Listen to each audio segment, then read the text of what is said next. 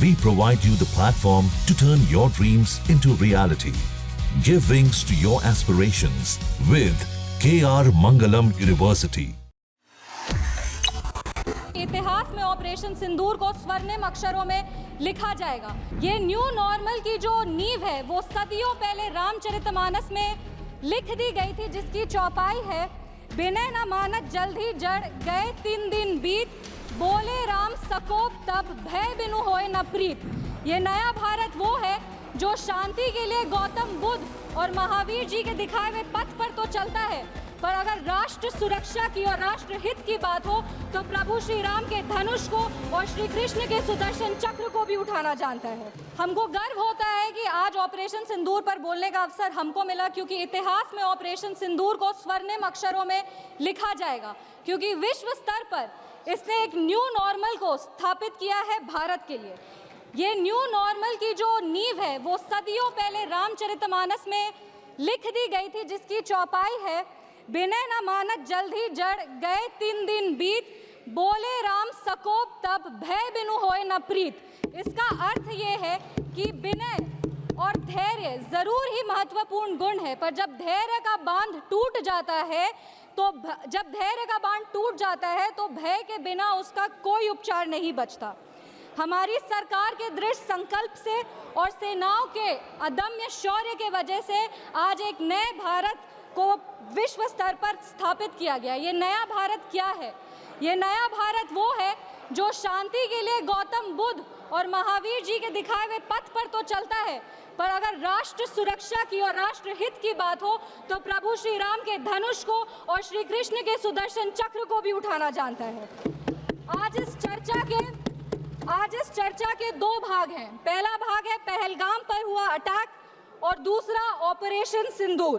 पहलगाम पर जिस तरह से अटैक आतंकवादियों ने किया वो नागरिकों पर अटैक नहीं, वो मानवता पर अटैक है।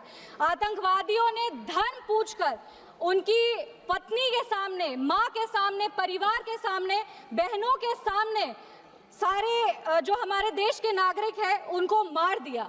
हम लोग ये पूरा देश वो चित्र कैसे भूल सकता है जब एक नवविवाहित महिला लाल चूड़ी पहनकर अपने पति के शव के बगल में बैठी थी। इसने पूरे देश को झंझोड़ करके रख दिया था।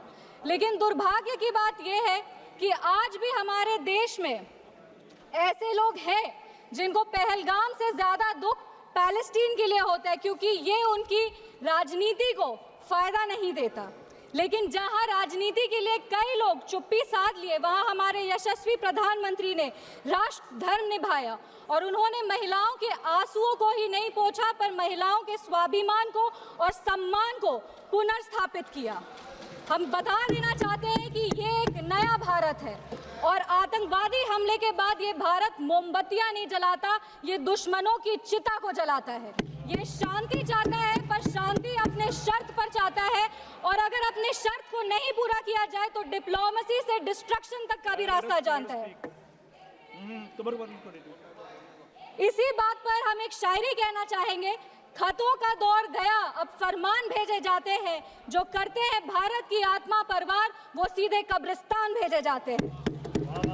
अभी अपने कांग्रेस के साथियों का बात सुन रही थी और वो कह रहे थे कि 1971 में इंदिरा गांधी ने ये किया है, 1971 में इंदिरा गांधी ने वो किया, पर वो कभी भी 1971 का क्रेडिट बिहार के बेटे जगजीवन राम जी को नहीं देते हैं, जो तब के रक्षा मंत्री थे।